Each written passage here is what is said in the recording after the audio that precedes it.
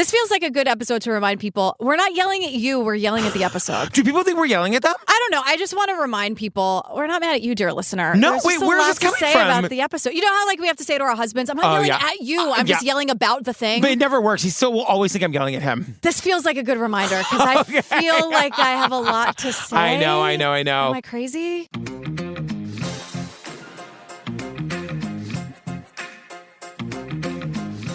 Hi, Jillian Pensavalli. Hi, Patrick Hines. All right, so you know this is usually the part where I try to get people to go to the Patreon or the Facebook group or whatever. We're throwing all of that out today. Okay. Do you want to know why? Why? Because I have been scheming with a listener named Karina who reached out to me a couple of weeks ago because she works with animals who like to paint. Is this about me? Yes. Oh, no. We have a gift for you. Well, we do. She has a painting for you. What is this? Made by an otter. Oh, my God. This is a painting that was painted by an otter sent to us by Karina. What's the otter's name? Do we know? I don't know the otter's name, but I want to give you a little information. So Karina and I have been working on this for a couple of weeks to make this happen. Really, she's the one who made it happen, and I just kind of facilitated. Wait, did Karina message me on Instagram about the Georgia Zoo or Sanctuary or something? Or This I don't know, but she's been messaging me. We were keeping it secret from you on purpose. Oh my God. I know. So I want to give a little information. So she says she's part of a nonprofit that comprises of a bunch of animal care specialists. They're called the Phoenix chapter of the American Association of Zookeepers. And so we're going to make a donation to them to say thank you to Karina. She sent one to me too. Much, and Karina, this one was thank made you. by Makani, which is a bird of some kind. This is so small I can't read it, but this is mine. I know. Isn't this beautiful? So I want to say thank you to Karina, and thank you. There's been so many people that have reached out to me trying to figure out how to get you paintings painted by animals. I'm so overwhelmed. I know. Thank you both so much. This You're is welcome. so sweet. Isn't it beautiful? So, fam, you can see this video on our TikTok or on our Instagram or go to the Facebook group. We'll put it everywhere where we possibly can because they're so cute. And Jillian's having a little moment, and I love Karina. Thank you so much for doing this. Thank you, Karina. I need her info because I want to Of course. I'm having like a moment. I know. Isn't how that beautiful? did he do it? I want to know, how did he or she do it? Is this a nose thing? Is this a flip? Karina, I have so many questions. We have a lot Thank of questions, you. Karina, but we love you. Oh, I have to. This is such precious cargo. I know. We're going to take good care of it. Oh my God. How do I take it home? I don't. Just put it right Do you have there. bubble wrap? All right, girl. All right. Compose yourself and tell us what we're talking about today. An otter touched that. I know. I was watching a TikTok of an otter helping a person at a pool clean up the cones in the pool. They're very helpful. I know they can be vicious, but I love them so much. Can they? They can be a little mouthy. Okay. But we love them for it. That is so nice. I'm so overwhelmed. Thank you so much. In I the have to gay focus world, on I'm work. considered an otter now, and I can be a little mouthy. Okay. Yeah. I think being a little mouthy is a compliment. Well, then thank you so much. I have been mouthy a time or two in my life. That's true. One could say I've made a career of it.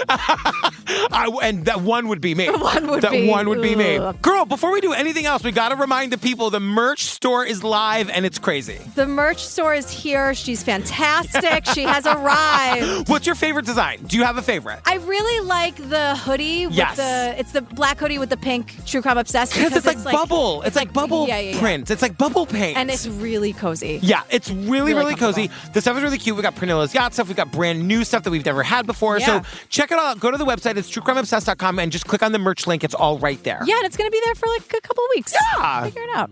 All right, tell the people what we're talking about today. All right, I'm going to flip it back on you. This is a you pick. You watched this and you were like, we're changing the calendar around. So it's Unsolved Mysteries Season 4, which is the newest season of Unsolved Mysteries. Episode 2, it's called A Body in the Basement, and it's about the death of Amanda Antoni. 911 for what town or city? Calgary. Ambulance, police, or fire? Oh my God, all. Okay, tell me exactly what happened. I don't know, and I just came home and I found my wife downstairs and there's blood everywhere. Oh my God. Are you with her now? I don't know. Is she awake? Is she breathing? Oh my God. Is she breathing? Hold on 1 second. There's so much blood. No, she's gone. I'm sending help. I'm sending someone to assist you. Oh my God. I want to thank you for indulging me in this Sure. because you know that I am Unsolved Mysteries obsessed. You are. And we've covered a lot of Unsolved Mysteries in the past. On the Hero Bell tier, we've been making bonus episodes just for them from the original Unsolved Mysteries series. Right, like the Bigfoot episodes, the UFO episode. Yes. So I hope you all are segments. liking that. But when this season dropped, I didn't know it was coming. It was all over social media. And everybody was saying that this was the episode. Yeah. So they've only released 5 episodes of season 4. I'm assuming they're going to do more. I have watched this episode no fewer than 5 times. And I don't know what happened. I really don't know what happened. It's a lot. And I was saying to you today, I kind of hope that you have figured it out. I was like, I feel like you're going to solve it by the time we get to the end of this thing. I think this is a many things are true situation here. I wrote out my theory at the end if it helps. Oh my God. Okay. I have my theory, but I cannot wait to hear yours. All right, we'll get to it. So we open, of course, with a truly horrifying 911 call. So it's the husband just got home, found his wife downstairs. He says there's blood everywhere. There's so much blood. The man is just sobbing. I mean, you can hear him shaking through the phone. His voice is, like, based on his voice, you're like, oh, he's shaking like a leaf. I mean, you can feel it. Yes. So they keep asking him questions. He can't answer any of them. He's sobbing. That's no shade. I'm just saying, are you there with her? Is she awake? Is she breathing? No answer. I don't know. There's blood and finally, everywhere. someone's like, is she breathing? Yeah. Like, we need to know what to send. And the guy goes, hold on a second. Oh, God, there's so much blood. And then he goes, oh, no, she's cold. So I guess he had touched her. I mean, imagine this and we'll learn so much more about the scene, but he comes home to a dark house where he has to go down to the basement where he finds his wife who's now dead. And we are going to learn how truly gory, how bloody this crime scene was. I cannot imagine the out-of-body experience this man is having at this point. Are we going to disagree on this episode? What? Oh, maybe. Okay. Oh, do you think the husband did it? I don't know. Okay. I think it's the Occam's razor thing. Am I saying that right? I think it's more like this is probably. I don't think so, but I don't love the guy. Oh, well, I don't love the guy. I don't know. I have questions for him. Okay, great. Me too. Yeah. It's October 25th, 2015. We see police dash cam. This guy's going 600 miles an hour to get to the crime scene. Yeah, it's Monday. That's important because we have like a several day timeline. So it's Monday right now. The Calgary Police Service first learned of Amanda's death through a 911 call that was placed by her husband, Lee Antoni. Lee and Amanda lived in the community of Castle Ridge, which was in northeast Calgary, in Canada. And we learned that they live in a neighborhood called Castle Ridge in Calgary, Alberta, Canada. We hear the 911 dispatcher refer to Leah as the hysterical bystander. I mean, I know. Wouldn't you be? Yes, but also that's maybe the name of my second book. Yes, if it's absolutely. not Chaos Monster, it's going to be Hysterical Bystander. I have to write the forward for all of them. I know. And the corrections and the footnotes. Because hysterical can be a double entendre. Of course. Do you know what I mean? I didn't even think about that until just now. Hysterical bystander? Yeah. It can mean a great many things. And then you can be like the hysterical BI podcaster. Okay. Do you know what I mean? Sure. Okay. Do I have to be hysterical? No, you can be hilarious. Okay. You just be hilarious. I don't want to be hilarious either. All right. I want to be insufferable about otter paintings. Okay, great. No, that all works. That all works. Speaking of insufferable, Ruby the dog is here, and she's great. I'm insufferable. So she's being kept in the backyard at the moment, and there's like a lot of commotion. And I know everyone thinks I'm crazy, but you can tell something horrible has happened. Like, why do you think people think you're crazy? I just went to 12 cities where I spend the entire 2-hour meetups talking just about you. Everybody thinks you're the best. That's so nice. No one thinks you're crazy. I'm like definitely crazy and insufferable. Have you not? Nope, haven't noticed. Oh, that's so weird. It's been 8 years. Haven't noticed. So strange. Nope. But you can tell that the way Ruby's acting, something horrible has happened. Yes, because imagine like you're an animal and you don't have English language. You got to let the people know somehow. Like the dog knows something happened. And something happened a while. We will. I'm saying this for a reason. Yeah. I'm just planting these seeds. We're gonna come back to all of them. Yeah. So we meet Trent Peterson. He's the first officer on the scene. When I arrived on scene, there was a male who became known to me as Lee near the front porch. As I got near the front door, I could see that Lee was shaking. He was visibly upset. And pretty much all I could get out of him was, she's in the basement. And all he could get out of him was that she's in the basement. So Trent, the officer, is the one who goes to the stairwell. And he sort of is the one to describe the scene for us. He looks down the stairs. He tells us, and we see the police video that was taken on the body cam. The first thing he sees is a piggy bank that's partially broken, that's on a ledge. Yep. It's kind of hard to describe this stairwell. You should Google it, fam, because it's kind of hard to explain. It's a hole in the floor. And I'm not kidding. Yeah. It's like there's a banister on the wall, but basically it's just a hole in the floor, and there are the stairs. And so let me explain the stairs if I can. It's like 2 steps down, then like it's like 2 steps landing. straight, then there's a landing, and you would turn right to go down like 8 more stairs. It's precarious. It's precarious, but when you're walking down those 2 steps, you're facing this piggy bank. This piggy bank will become important. So he goes down into the basement. There is so much blood, and everyone is like, we cannot stress how much blood there is. And we see the crime scene photos. Everyone, including me, is going to say, I've never seen anything like this. And yes, and also the blood looks almost like it was intentionally spread around. And I'm going to make a comparison that sounds callous. I don't mean it to be, but it's sort of like finger painting. Yes, like you can see movement in the blood. I mean, it looks like maybe the victim was struggling to get up, you know what I mean? Or white, or something was like wipe it. You see a lot of like hand marks and motions in the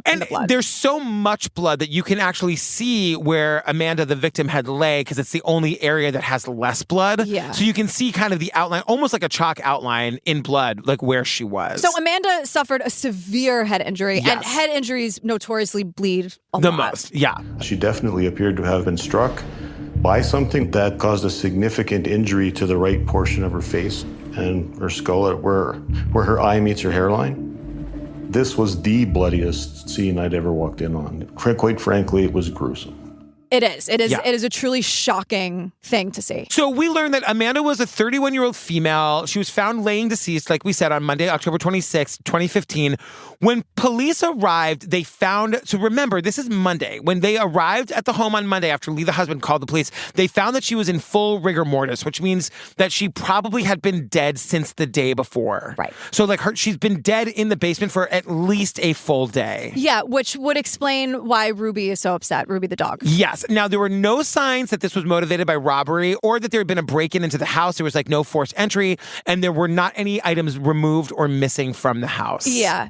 Let's talk about what was in the house. So we have that broken piggy bank on the stairs to the basement. There was a chair tipped over in the dining room. Lee, the husband, says he came home to find Amanda's phone lying on the dining room floor. It was broken. The screen was cracked. Like it looked like it had been smashed. And it looked like but I will say, anybody who has an iPhone who like me doesn't always like think to buy the case and then maybe takes too long to buy the case and then you drop the phone and then like iPhones are very fragile. Is if they're that not right? in a case. Oh, yes. I have one. Yeah, but yours is in a case because you're a responsible consumer. Yours is in a case. Like, I mean, there was definitely many times that I had an iPhone without a case. You drop that thing one time, the whole thing shatters. Really? Yes. Yeah, I mean, I don't know if they're still like that. I have an Apple, iPhone now. get your fucking shit together. Well, I know. That seems crazy to have a phone that is so expensive. Like, if I'm an upgrade girly. Yes. So I don't think I've ever outright purchased an iPhone. Like, I'm not waiting online to get one. Yeah. So if you're going to sell a phone for $1,200, can you make sure it doesn't break on the first? Know. Yeah, and that's why they make all the cases that are, of course, another $80 or whatever. But like, if you drop an iPhone buy them on the face secondhand down, market for $5.99. Give me a break. Who's buying a case from Apple?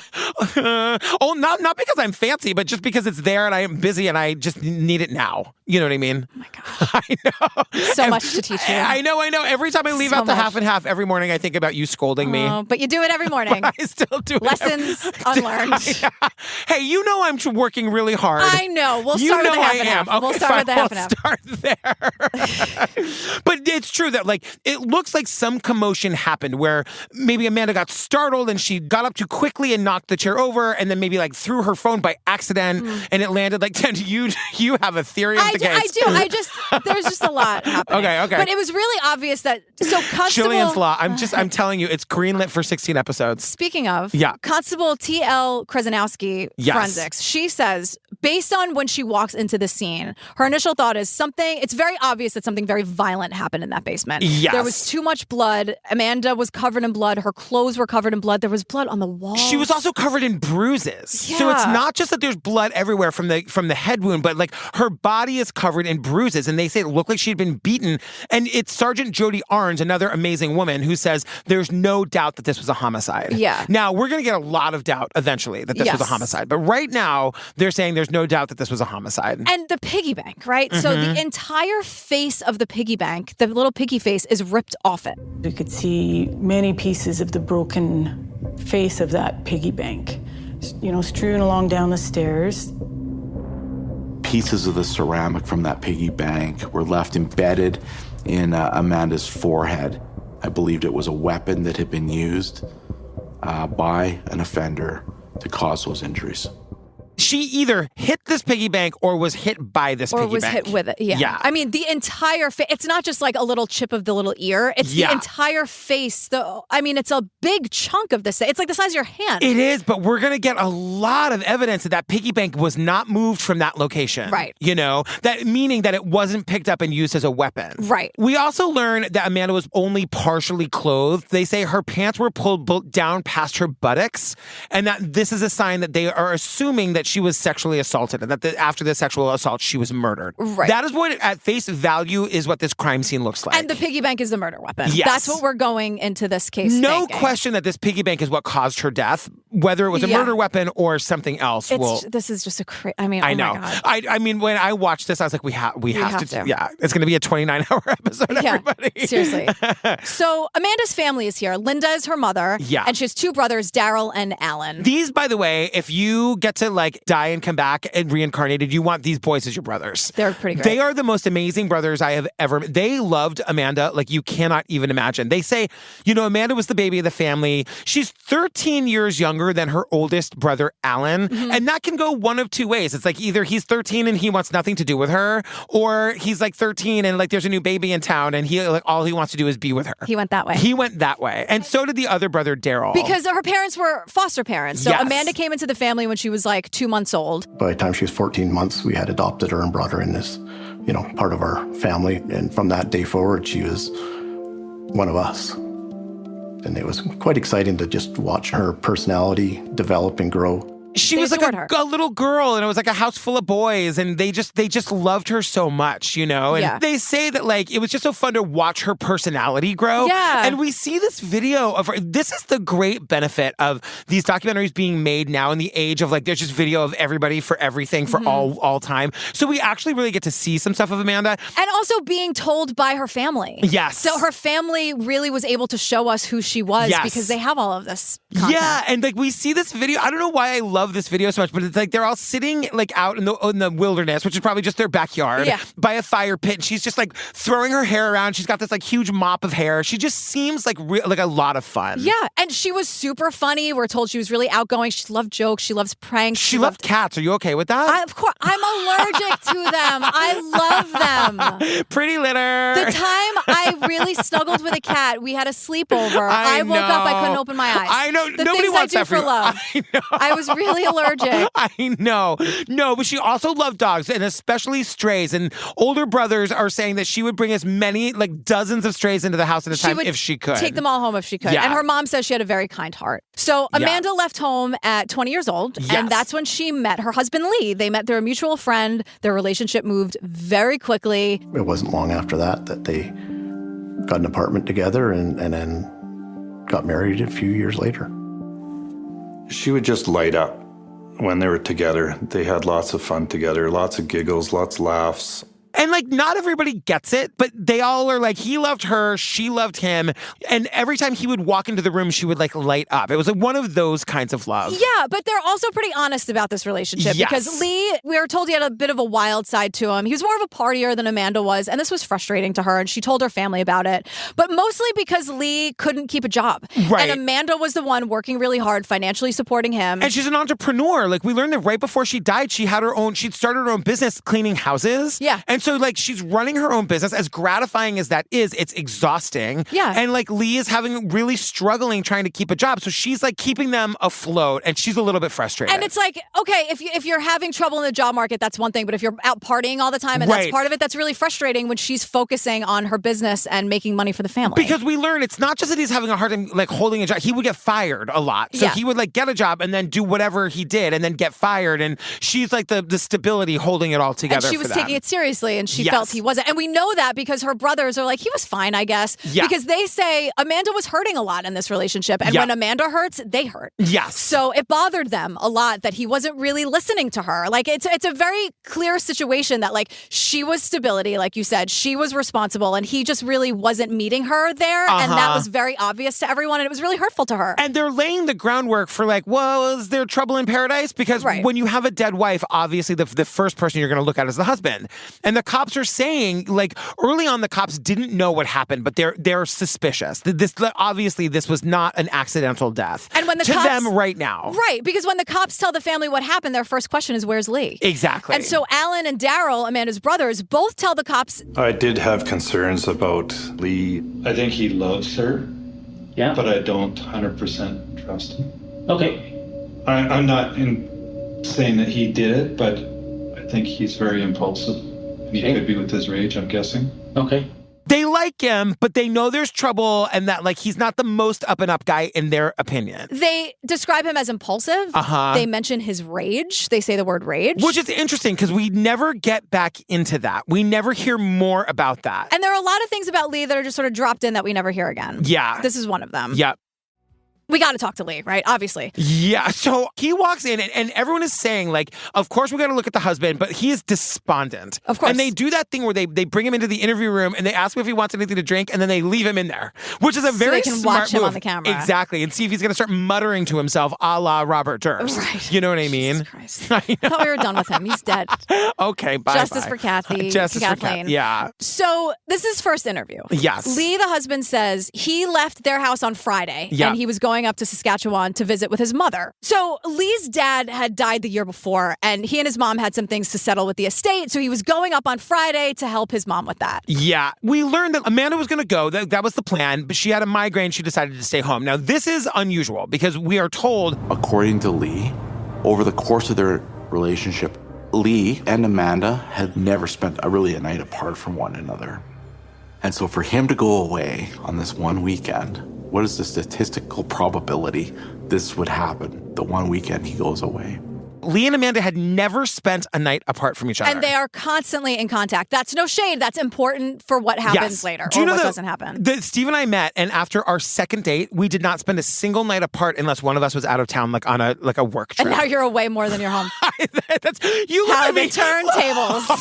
I felt some judgment. No, I'm just saying, like, I know. I'm just saying, like, life and growth and what happens. It's like, true. But that isn't this. No. Like, it's not like, oh, you have this career and this is what you do now. Yes. This is like, they were talking every single second of every day. They've never spent a night apart. And the one weekend Lee leaves, tragedy strikes. Yeah, but like to give them a little bit of like, you know, if texting had really been a thing when Steve and I met, we probably would have been like that too. Like I think especially early in the relationship. I'm not saying that's a bad thing. Okay, I'm just saying like sometimes people voice memo, sometimes these were texting people. I text with Mike when we're in the same apartment. Just do not ever voice memo Steve. He hates it more than anything. Oh my God. He will yell at me if I voice memo him. Why? What's I don't the know. problem? He really hates it. I don't know The thing why. that you have to disconnect from is if someone sends you a voice memo, you are not obligated to send one back. Of course. I send you voice memos all the time. Right. And I'm like, okay. I know, but usually it's just because I need to give you information and I don't want to type it all. And sometimes it is easier to. Yes. But I feel like Steve needs to look like it's I know. It's not. You can also read it transcribes it for you, so you have the option of reading it, Steve.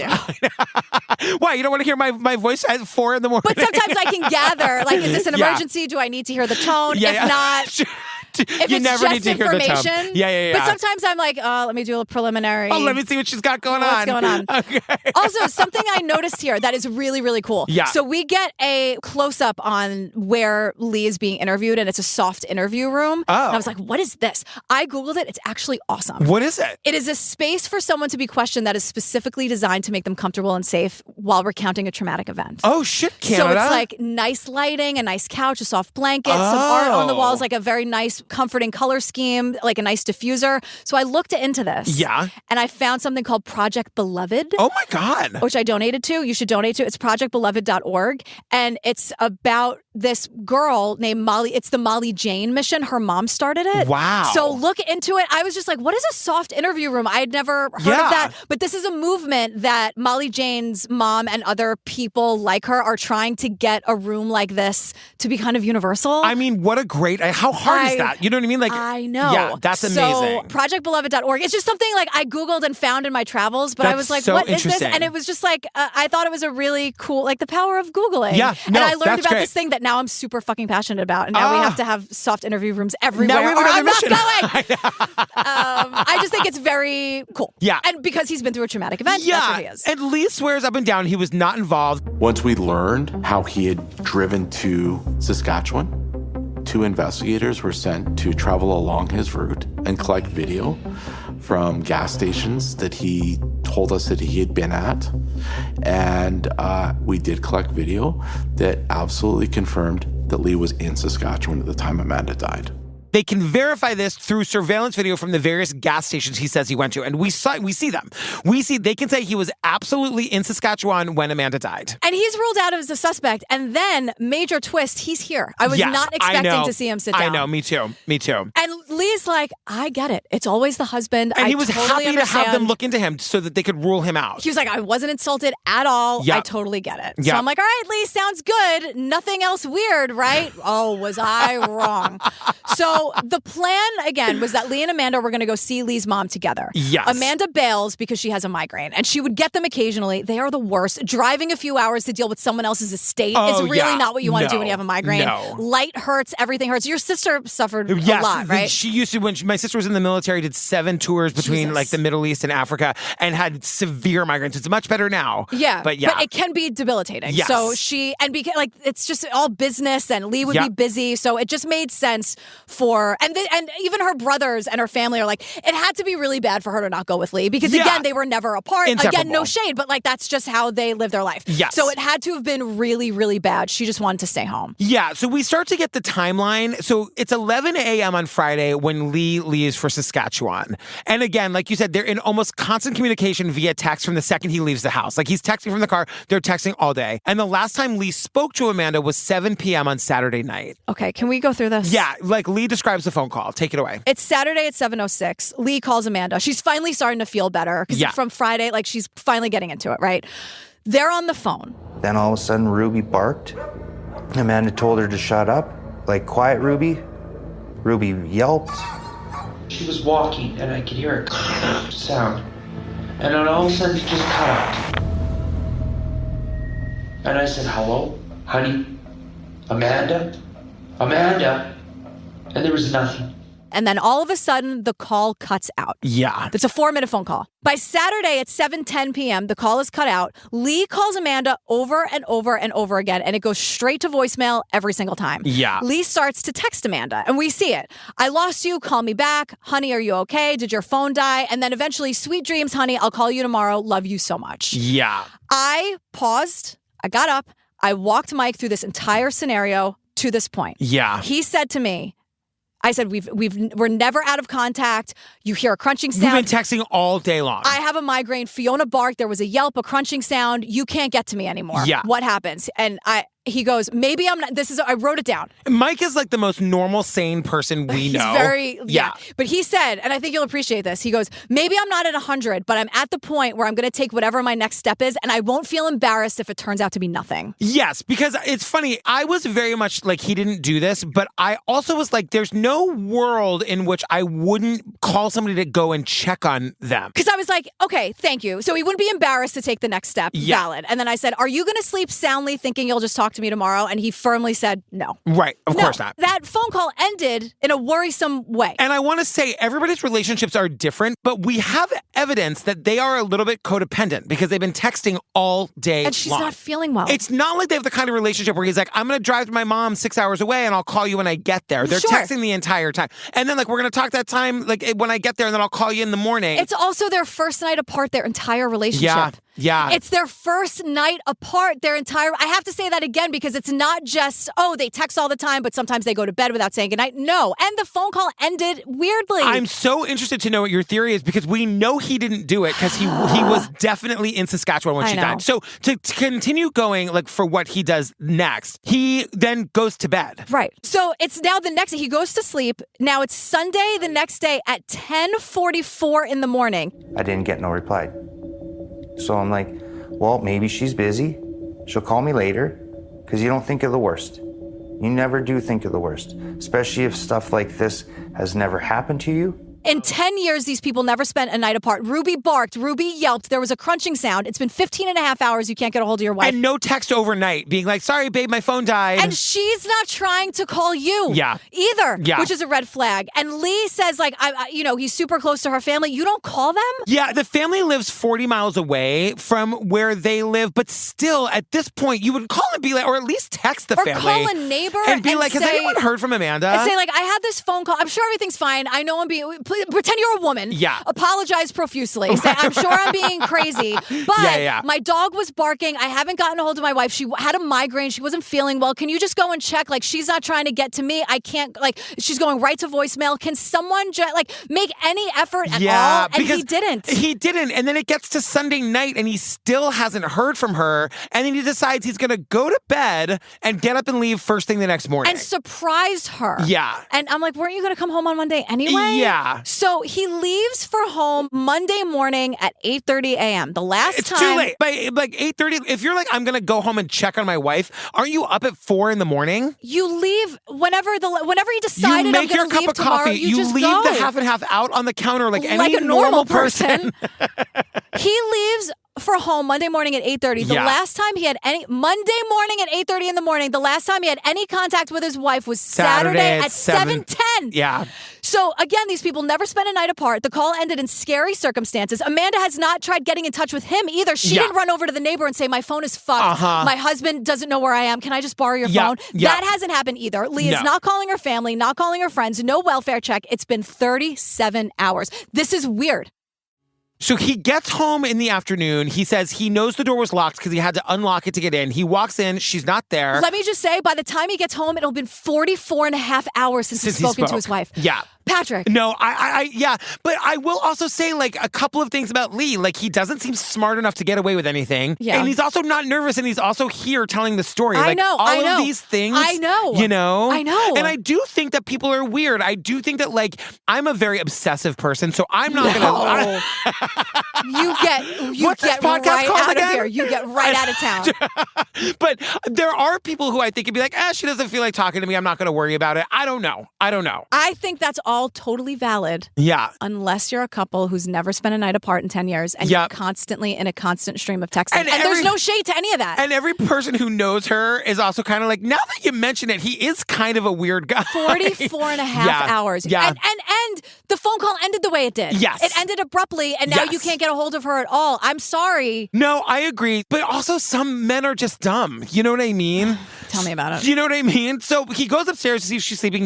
She's not there. Goes to the bathroom. She's not there. Then I thought, well, the only place I didn't look was down in the basement. Amanda never really liked the basement that much. I don't know why. She just had a creepy kind of feeling about the basement. She just had a really creepy feeling about it. Yeah. And to know that she was down there dying for a full 2 fucking days. I know. You know? And it's like, I'm just thinking, like, are you calling her name? Yeah, like, Ruby, he says he was. Ruby the dog is like going crazy and he goes, I let her out because like I know she had to go out. And I'm like, how'd you know she had to go out? Weird. They also have 2 other pets that aren't mentioned. I saw in my research. So there's like animals there. And also, didn't the cop say the chair was turned over and her phone was on the floor? Yes. You didn't have to step over any of those as you're searching for your wife? He definitely knows where the phone...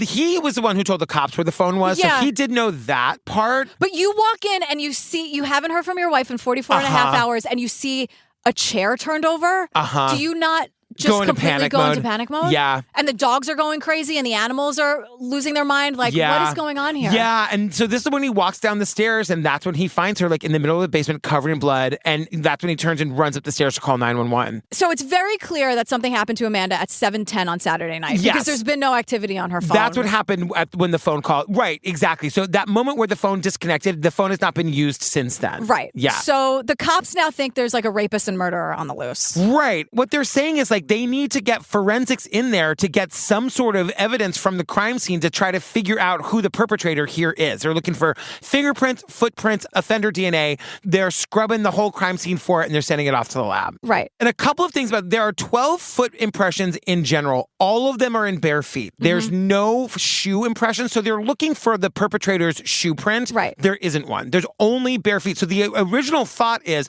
the perpetrator must have taken their shoes off. So some of these foot impressions are going to be Amanda's, some of them are going to be the perpetrator. Right. They also are dusting for fingerprints, and they find none. None. And so they're looking in the blood because remember, it looked like the blood was moved around. Yes. This is like really stuck out to me. One of the things that was very perplexing is there were 2 footprint impressions facing up the stairs. They were right in this area here. The toes were practically touching the base of the stairs, but they didn't proceed up the stairs. these toe prints were practically touching the base of the stairs, but then they don't go up the stairs. Yes. It's just a very weird, specific place for these footprints to be. Yeah. They also expect to find blood from the offender, that like in these kinds of attacks, the offender usually gets cut or hurt in some way. Yeah. And they do find a circle where there's a whole bunch of drops of a discolored blood. It's like a dried, dark blood color. Right. They're getting swabs of all the blood, swabs of everything. And they're assuming that blood will come back to be not Amanda's. It'll be the perpetrator's. Right. So all of that evidence is sent off to the lab. Yeah. We're going to get more information on this. This is just them like getting all of the information from the scene right now, trying to get information that will lead them to the perpetrator. And like with no forced entry, how did this person get in and how did he leave? There's no trail of blood anywhere. And the door was locked when he came home.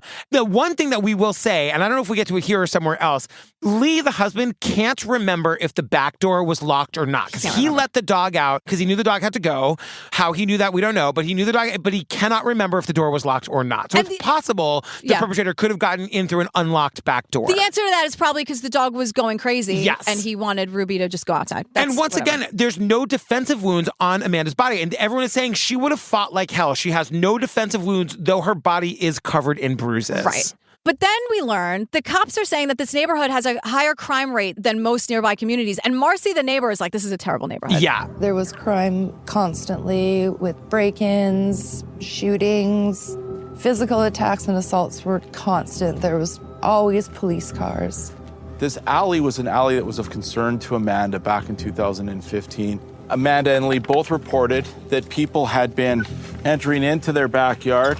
Their own backyard. Yeah. People would open the fence in their backyard and come onto their property and looking steal for their cans shit. And stuff. And I'm like, Lee, why weren't you more worried? Why aren't you calling a neighbor? Like, you hadn't heard from her in 44 and a half hours. Yeah, and I don't want to just write it off to like some people are just stupid, but it could be that. Like, you never spent a night apart and you're obsessively texting until now? I know. So neighbors tell police at around 7 p.m., right when Ruby started barking and Amanda's phone cut out, they heard Ruby's, quote, "get out of here" bark. I want to say, insufferable GP moment, everyone.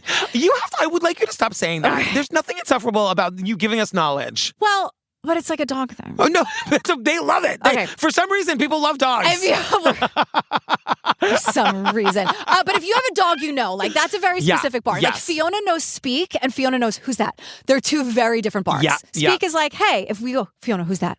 And she'll, like, get really like, who is that, though? Really? Oh, I'll do, yeah, she did two very different barks. Speak and who's that? Very different. So the get the hell out of here bark is very different. If your dog is a barker like that. Golden, I think, has Golden the is like a the yelper. same bark. Yeah, it's all the same. Unless you step on his paw, then forget it. I know. Doesn't that keep you up it's at night? The worst. Yes. And you're just like, and they're over it in 2 You're minutes. like, I'm sorry, you're like, I'm sorry, oh my I'm God. sorry, I'm the worst person. That, I know. Like, that yelp, it kills me. I But if you have a kind of this kind of dog, and Ruby's a black lab. Yeah. So those dogs, it's like, they're something's wrong. Something's wrong bark. You know it. Yeah. If you know, you know it. But the neighbors were also saying, like, these barks continued. It wasn't just one bark. And they were like, we know this dog's bark. It's our neighbor's dog. Yeah. This was different. This was scary. And I'm like, did nobody want to go over and check on her? Right. Then we heard like a yell coming from Amanda's house. And then our neighbor to the right of us, they said that they seen someone running through our yard. They saw someone running through everyone's backyards. Yes. Now, that neighbor's not here. Like, we don't really, you know what I mean? Like, there's a lot of things that are like, did that really happen? I don't know, you know? Because Lee says something here that he will contradict later. But right now he says, Ruby was not a barker. If she barked, something must have caused her to bark. And I'm like, then why didn't you make another phone call, Lee? I know. If he says Ruby would have barked if someone came into the house, why are you home 44 and a half hours later? Yeah. But Ruby also probably would have barked if Amanda tripped and kicked the dog while she's 100%. stumbling over her. Absolutely. And we'll get to that theory in a minute. But I'm sorry, the call itself is worrisome. You tell me they live in a neighborhood with, quote, constant break-ins and assaults. Then you tell me that Lee and Amanda both filed reports about people trespassing on their property and stealing. Then you tell me it's weird for Ruby to bark? Yeah. Sure, 44 and a half hours later, Amanda's probably busy. I know. I'm with you. It's like, did he have some involvement in this, or is he just an idiot man? I know what I mean? And then, like, to your point about the neighbors, like, maybe this is just a hindsight thing where it's like, well, people are I don't know. And, like, to Lee's defense, he does say at one point, like, remember, I was doing a project with my mother. And I'm not defending Lee. I'm just saying what he is saying. Dealing with someone's estate is a fucking nightmare. Is a nightmare, and I only have this amount of time to do it. I was really busy. He says it twice. He says, I was really busy. I was really busy. I know you were. Know? Yeah. I know. I know. I'm just thinking the context of their relationship. It feels it's like the one time he's not there, and the tragedy strikes. Yeah, I agree.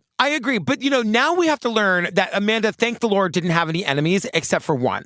So we learn that, Lee calls a family meeting and the cops to say, I actually think maybe my sister did this.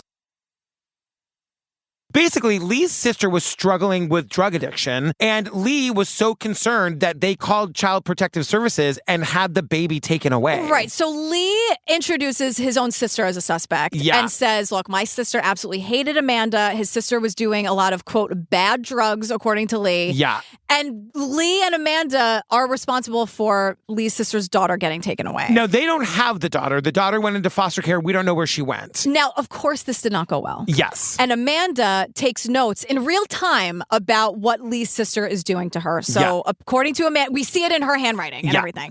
Lee's sister is calling Lee and Amanda about 20 times a day. She's demanding she get her daughter back. She's making threats. Amanda writes that she's scared of her. Yeah. Lee's sister is saying Amanda never respected her, and Amanda is the reason Lee doesn't have any friends, and Amanda is the reason Lee doesn't see his daughter. And I'm like, Lee has a daughter? We never hear about that again. Is that in the notes somewhere? Lee has a daughter. I didn't even see that. Lee has a daughter, and we never hear about it again. Oh, wow. So Amanda, our victim here, has written in her notes that Lee's sister, who Amanda and Lee got Lee's sister's daughter taken away. Yeah. She wrote, and I quote, I'm the reason Lee doesn't see his daughter and their families being ripped apart. We never hear about the daughter again. Huh. And I got to say, we are told that Amanda was afraid of Lee's sister. And the brothers are here to say, if Amanda was afraid of somebody, that person must have been really fucking scary. And I think there's a lot more to this. I don't know what's going on here, but clearly, what happened to the sister? Where is she? Where's her daughter? Where is Lee's daughter? Yeah. What's going on here? Does Lee not speak to his daughter? Should we be thanking God that Lee's daughter wasn't also in the house? We don't hear anything about that at all.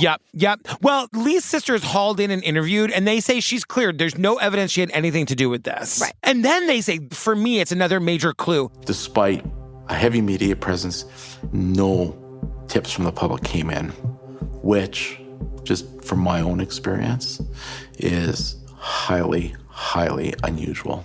In my experience, that is highly, highly unusual. So that means to me that the neighbor who said they saw somebody running through the yard never took that tip to the police. Never did. Because that would count as a tip from the community. And so maybe that person doesn't know if they really did. Maybe who knows if that's a real tip or not. But this just made me think about, for a long time ago, was working on a podcast about Brian Schaefer, the guy that walked into the Ugly Tuna Saloon at bar and then vanished. We put up a bunch of billboards in Columbus, Ohio, where he went missing. And I was thinking, we put up a number, we had a tip line, and we didn't get a single call. What? Yeah, and it really... what do you think that means? It just means that, whatever happened to him happened only to him. Nobody saw it, What? Nobody knows anything. And so that made me think about, with Amanda, if nobody called in any tips, maybe Amanda's the only person who knows what happened. Yeah. You know what I mean? Well, let's get into it then. Okay. December 7th, 2015, 6 weeks after Amanda's death, the talk screen comes back, and Amanda had some cannabis in her, but that's not relevant at all. She took it for migraines, whatever. Yeah. That's not a thing. And they're saying the same thing. They're we don't know how much it was, we don't care. Yeah.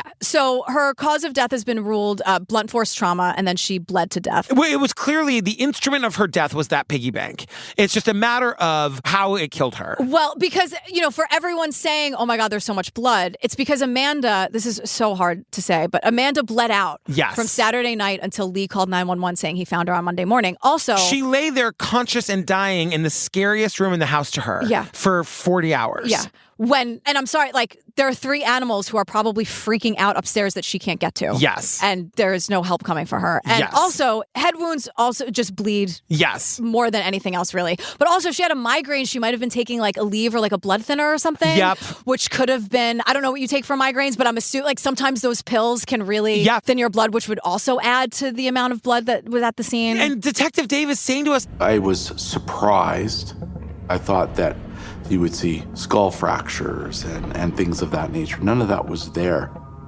Amanda's body was bruised in a number of locations, but there was no reason for Amanda to have died except for the fact that she had lost so much blood.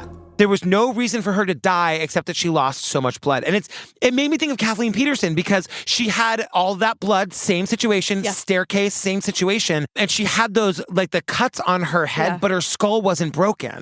So Kathleen Peterson wasn't beaten, you know? Yeah. And he says there was no reason for Amanda to die except that she lost so much blood. Yeah. Also something very important. Yeah. Amanda's DNA is the only DNA. So remember all the swabs that they took? They swabbed the shit out of the basement. The blood drops that they thought were going to belong to the perpetrator. There's like hairs, fibers, nothing. Every single swab of DNA that they sent out to the lab came back to Amanda. There wasn't anybody else in the basement. Which means she was not sexually assaulted, too. And she was not sexually assaulted, but that also means that those 12 foot impressions were all her, which means she was up and walking around. And disoriented. Like the reason there's so many footprints, oh my God, I'm going to cry. The reason there are so many footprints and so many handprints is that she was trying to get up. But she was and she up. couldn't. No, but she did. Yeah. Because remember the footprints at the base of the stairs? At one point, this comes later, but at one point they say to us, it is clear that Amanda was standing on her own 2 feet looking at the top. When she was at the stairs. When she was at the bottom of the stairs and for some reason didn't go upstairs. I think she was she had the wind knocked out of her. Yeah. I don't think she was fully coherent in what was happening because of her head wound. Well, and her migraine on top of it. Yes, 100%. And who knows how much THC she had in her system, and it all contributes. But this is where Detective Dave says, so like at this point, when there is no evidence that she had any contact with any other human being, they go to, quote, very experienced behavioral science investigators who suggest that Amanda's death was a result of an accident. And they look at the piggy bank again, and they say there's no fingerprints found on the piggy bank. So somebody did not pick this up and hit her with it. Or if they did, they were wearing gloves. But the dust on top of the pig was settled. So it didn't look like it had ever been picked up. And so the question was, could she have struck the pig in a fall down the stairs? And this is where we see the staircase really for the first time, because we're in the house now. Yeah. And like you and I were texting about this. The staircase is not a traditional staircase. It's a hole in the floor. It's a hole in the floor. It truly is like a hole in the floor. And there's no banister keeping you from falling into it. There's a banister on the wall, but you're just like walking and you just walk down. I mean, it's again precarious. You can very easily have a horrible accident in these stairs. Yes. Yeah. I mean, just like, looking at it, like no parent with a child would live there. I was going to say, like, it's not child safe at all. You really have to be aware of your surroundings at all times. Now, the next piece is that they hire a biomechanics engineer to review the case, and they found, although very rare for a woman of Miss Antoni's age, the type of injuries that Amanda suffered were consistent in the literature for accidental stair falls. So Detective Dave is saying, like, we had to look at the idea that this was possibly just a tragic accident.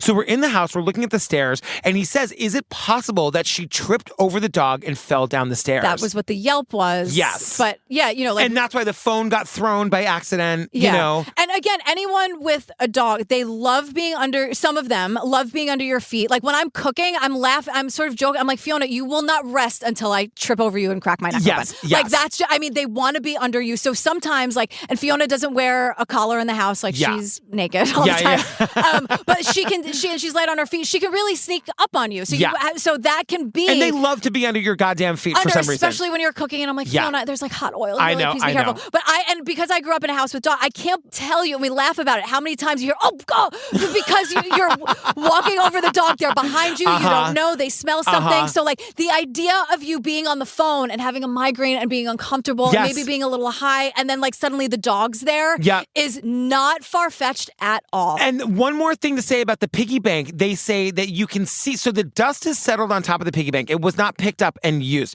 There's also a divot right behind it on the wall to show that something pushed it into the wall. And it's so heavy. Some of those old piggy banks are really, they're like weapons, but they're so heavy that it's like she fell into it and sort of just bumped it up to the wall, but it didn't lose its balance. Right. And so it's the kind of thing where either she fell, like she tripped and fell into the piggy bank just perfectly and then tumbled down the stairs violently, which caused all the bruises. Or somebody, some genius murderer, saw an opportunity to, and forgive me, this is a graphic description, but to sort of shove her head into it and then throw her down the stairs. Yeah. But there's no sign that anybody else was in the house. Right. But now her family, and even Sergeant Jody, who's the blood expert, they're like, not an accident. There are definitely some things that point away from it being an accident. What works against the accident theory is that if she fell downstairs, why isn't the laundry basket that you see at the top of the stairs disturbed?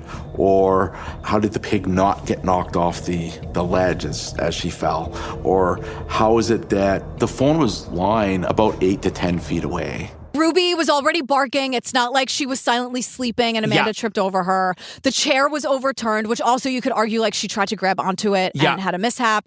Why, like the question of how a phone broke like that just by being dropped, like it broke so bad that it just goes to voicemail all the time. That Like, it even turned off. Even if you're cracking your screen, which I admittedly have no experience, but like it just goes to voicemail. Yeah. Also, they had a dog and a cat and there were no paw prints in the blood. They didn't go downstairs. And to be clear, there's no door to the cellar. So like it's all an open space. Again, it's a hole in the wall. So, a hole in the floor. Right. There's nothing. It's not like there was a closed door and that's why the animals didn't go down there. There's nothing keeping them from going down there. And now I said, like, Fiona's a little bit of a fraidy cat. So if I had a fall, if I'm in this position and I tripped over her and I had a fall, that would scare her. Yeah. And if I fell down the stairs and I was probably yelling or something, she would be very frightened. She would really have to muster up a lot of courage to go all the way down to the basement. And we don't know if the dogs and cats were told I don't know if that was forbidden territory for them, if they weren't allowed to go. Yeah. I would think eventually, though, Lee would have told us, because Lee is saying it's very weird that the animals didn't go down there. Because he's saying the opposite of Fiona, that if they are crying or they're upset, the dog especially would run to them in the house. And she would, Fiona would, but I'm saying, like, if the dog was startled by the drama of falling, and I'm not using that word lightly, but like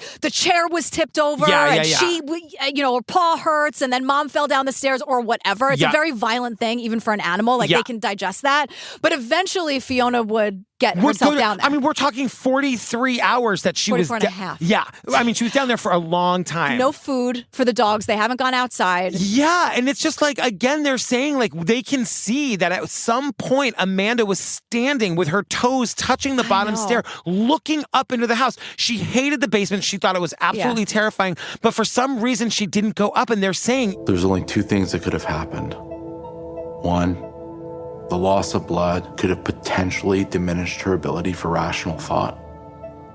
Or two, whoever caused her injury was still inside the home. The threat was still inside the house, and she felt safer in the basement than going back up to the stairs to face the threat. The threat was still in the house and she felt safer down in the basement. Yeah. I've said, I didn't ask my dad about this case, but I've asked my dad about cases in the past where, because he is not like an expert on this, but he is a volunteer EMT. Yeah. So he shows up to emergency scenes a lot. He's seen a lot of like traumatic stuff. He's walked in on overdoses. He's walked in on suicides. He's walked in. He's had to be called to the water when accidents have happened. Oh my God. God. I've asked him about certain things like this. And he's said to me, like, sometimes bad things happen. And you can't explain it. Sometimes there's a whole show about it. It's called Unsolved Mysteries. Right? Like, you know what I mean? Sometimes you gotta just sort of submit to the fact that, like, this is a tragic thing that happened and you can't fully explain it, but it's a tragic thing that happened. Yeah. So I think maybe... Is this your theory? I think maybe. As much as I think it's crazy that Lee didn't reach out for 44 and a half hours, I think what happened, she was on the phone with Lee, Ruby barked, Amanda, whatever, like she slipped. Accidentally slips on Ruby, which causes the yelp. Yeah. Is the crunching sound the piggy bank? Or is the crunching sound what Lee thought was the crunching sound? What was the chair? And to him, it just like became a crunching sound. That I don't know. But Amanda falls, the phone goes flying, slides across the floor, which is why it was so far away from the stairs. Yes, yeah. And Amanda falls again because it really is just a hole in the floor. Yeah. Hits her head on the super thick piggy bank, and that's how the glass ended up in her head and all over the place. But the piggy bank didn't move because it was so heavy. Yeah. She's bleeding a lot right away because of the blood thinner, because of the migraine. Yep. She's really, I mean, I think a tumble like that, and that's where the bruises come from. Of course. And I think, I can't imagine, but I think she was instantly not fully lucid anymore. Yeah. And she could have been passed out for hours and then woke up. And then by then she's lost so much blood that she's in real trouble. In real trouble. And Yeah. she's like, it's heartbreaking because she's in a panic. Yeah. And it's like when they tell you, like, if you're ever in a situation where you're drowning, like, don't breathe so fast. Yeah. Because then, like, you're taking the oxygen away. And I think she was in a panic of, I don't think she could see, maybe. Well, which is why, like, the handprints are all over the place. And imagine she did pass out and she wakes up a couple hours later covered in blood. She doesn't know why. She has no idea. And she's like, and now she thinks there is an intruder in the house. And so she's Right, got to right, stay right, down. right. She doesn't have her phone. She's not thinking clearly. Yes. And I was thinking about these witness statements. I mean, we like just discussed Rashomon in an after party. Yeah. But like, think about it this way, right? A neighbor dies and you're asked about a dog barking. Yeah. Maybe you just assume it's the get out of here bark. Yes. You're like, we have to remember that these people aren't actually telling us the facts. They're telling us their version of what happened. Yes. So they're not always facts. Yeah. They're telling us like, oh my God, Amanda died tragically. What do you remember? And then it's like, I think I did see someone run. I think I did hear that bark. I've been watching this show on Netflix called Your Honor. It's the Bryan Cranston procedural. Oh, is that good? It's good. It's Okay. not great, but it's good. But there's a moment where he has to create memories for people and it needs to be a different day. And the way that he does it is so ingenious. Yeah. So that when they're asked about this day, months and months later, if they're ever asked about it, they'll be able to say, oh yeah, that was the day this happened. And what that showed me was just how fallible memory. So maybe somebody did run through the neighborhood, but it could have been 2 nights before. It could have been last. Right. You don't necessarily and you're remember. not asked, hey, Patrick, it's Thursday at 5:36 p.m. Let's have a conversation about what your day was yesterday. Exactly. When the context is this horrible tragedy happened and we need to get to the bottom of it, suddenly the context is really important. Exactly. Like, they made a whole play about it. It's called 12 Angry Men. Yeah. It's exactly how memory and eyewitness statements kind of don't always matter. And it's when that matches up with based on the context. Yeah. And when that matches up with a completely unique case that is just a tragic fluke, potentially. And I'm not saying definitely that's what it was, but like your dad was saying, there are these cases that we're just not going to be, unless you were in the room, you're not going to be able to fully understand what happened. Yeah. And it's like, it really could have been an accident, but it's like Lee said she was cold and his DNA isn't down there and his prints aren't down there either. Yeah. I mean, the only other thing that could have happened would be that he killed her before he left and then somehow was able to stage the text messages and phone calls or something. You know what I mean? Left the animals there. Right. So like I land on this was just a horrible, tragic accident. Yeah. But, getting back to the episode, like the parents and the brothers, they'll never believe that. They're saying that like she's calling to us from the other side, telling us to fight for her and we're never going to stop. They do not believe this was a tragic accident. They believe that she was killed. Yeah. And it says that Amanda's manner of death remains undetermined. Yeah. So the episode ends with just saying like, if you have any information or you want to submit a tip, you can do so at calgarycrimestoppers.org or go to unsolved.com. Oh, girl, we did Unsolved Mysteries, Body in the Basement. Thank you for indulging me in this. Like, I could talk around and around and around these cases like forever. They're so sad and tragic. And I use this word knowingly. It's interesting to sort of try to put the puzzle together. Yeah, I'll never get past the 44 and a half hours with no contact. I know. I think that's weird, but also like, what else do we have to go on? I know. It's just like, oh, poor Amanda. So, fam, join the Facebook group. Get in there and let us know your theories. I would love to know what you all think. I know you've all watched this because I know you've all been talking about it in the group. It's Body in the Basement. It's episode 2 of season 4 of Unsolved Mysteries now on Netflix. Check it out. It's the True Crime Obsessed podcast discussion group. Get in there. Tell us your thoughts. Yes. Girl, what are we doing next? This is on Peacock. It's called The TikTok Star Murders. Have you watched this? No. Just an absolutely insufferable evil man from beginning to end. Oh, amazing. I hate him. There's way too many Scarface impressions. Yeah. I'm going to be very upset. Fam, one more thing. We are doing the Lacey Peterson 3-episode series on Netflix. We're going to do it as 2 parts on the regular feed. It was directed by our friend Sky Borgman, so I was talking to her the other day. She's going to do an interview with us as well. Yep. So lots of really exciting stuff coming up very soon. Yeah. What do you have to say? I have a lot to say. You've made a mandate. Tell them what you said. What did I say? That this is going to be the last time we ever cover the Lacey Peterson case. This is it. I have so much room in my heart for Lacey and Of Connor. course. It's Scott I have a fucking problem with. Of course. And I'm not really going to waver on that anymore. Yeah. I have a lot of fucking questions, and I think I should, and we'll get into it. And I know I'm not alone here. No, and if you all have questions, we'll make a thread in the group for what you want us to ask Sky. Yes. So we'll get those questions. We'll put that in the Facebook group, and we'll pin it. And we're absolutely not doing the Scott Peterson propaganda thing on Peacock. Absolutely we're doing not. this. Yes, We're not. yes. No, we're not giving him any more airtime. This is about Lacey and Connor. All right, fam. We love you so much. We love you. But we also know that you are free to think whatever you want. You can think whatever you want. Again, Yes. we're not yelling at you. We're yelling at the situation. Exactly. I knew that was going to come back. All right, I'm getting out of here before it gets any worse. No. Okay, we All have right. more to record, girl. We do. Don't leave me I know. hanging. We got one more app to do. All right, goodbye. All right, love you. Bye. Ollie and Anna, it all seemed so perfect. And what people didn't know was she was actually screaming for help. Her light was surrounded by a lot of darkness. Anna's an amazing mother. She adored her daughter more than anything in the world. Ollie's a rising star on TikTok. He's doing these impressions. Ollie becomes obsessed with fame, and ultimately that path reveals the dark underbelly of social media. Ollie, this marriage is not healthy anymore. And that's when things start to kind of hit the fan.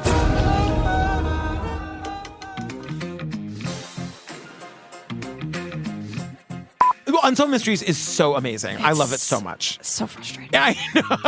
Who was it who said last year, like, I love it when every time you guys do an Unsolved Mysteries, we get to the end and Patrick doesn't know what happened, but he forgot. It's like such a famous meme where it's like me watching Unsolved Mysteries incensed that we haven't gotten to the bottom of it by the end. That's like me. That's me 100%. I just can't believe it. Which is not a word I will ever be able to spell. I don't care how hard I try. Spell it out. Sound it out. Saskatchewan. S-A. It's one of those things where it actually is what it sounds like. Is that right? It's not tricking you. Sometimes words really trick you. They pull a fast one on you. Do you want to see how I spelled it here? I'll read it to you. Okay. S-E-Z-K-A-T-C-H-U-A-N. That I can't That's how I even. spelled S-E-Z-K-A-T-C-H-U-A-N. Did I do it? No. Okay. How do you spell it? S-A-S-K-A-T-C-H-E-W-A-N. I read that. I didn't do that from memory. If I was doing a spelling contest, which please don't enter me in against my will, but I would have to be the one who's like writing it down. Can I get the country that would of be origin? Me, I'm like, I use it in a sentence. but I need to see it. So I'd be like, can I write it somehow? And I don't think they're allowed to write it, but they pretend they're writing it. Right, yeah. The genius 10-year-olds who I'm like, oh my God. I know. than me. And listen, Saskatchewan is a beautiful word. I'm a shitty speller. The point is, the joke is me, not the word. I want to be very clear. Yeah.